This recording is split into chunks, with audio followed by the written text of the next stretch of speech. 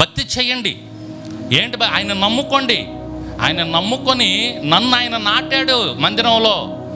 ఇది నీటి కాలువలో యోరన నాటబడి ఉండా మందిరం, నీటి కాలువలో యోర ఇక నాటబడి ఉండా నేను.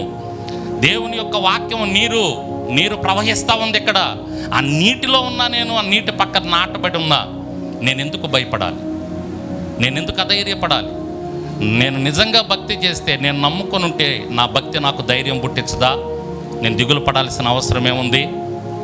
భక్తిహీనులు చింతపడతారు, భక్తి లేనటువంటి వాళ్ళు చింతపడతారు. నిజంగా భక్తి ఉన్నటువంటి వాళ్ళు ఏమాత్రం దిగులు పడరు. నా దేవుడు ఉన్నాడు, నన్ను నడిపిస్తాడు. స్తోత్రం చెప్పండి గట్టిగా.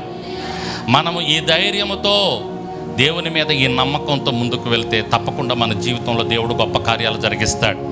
భక్తిహీనులు చింతపడతారు, యెహోవాను నమ్ముకున్నటువంటి వాళ్ళు చింతపడరు.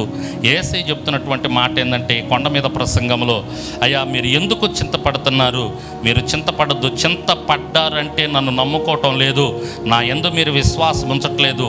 నన్ను నమ్ముకోకుండా నా యందు విశ్వాసం ఉంచకుండా ఉన్నారంటే మీరు పెద్ద అగాధంలో ఉన్నట్టే, పెద్ద పాపంలో ఉన్నట్టే, సాతాను మీలో ఉన్నట్టే. సాతానుకు మీరు తావు ఇవ్వకండి, నన్ను నమ్ముకోండి, ఈ దీవెనలన్నీ మీకు వస్తాయి.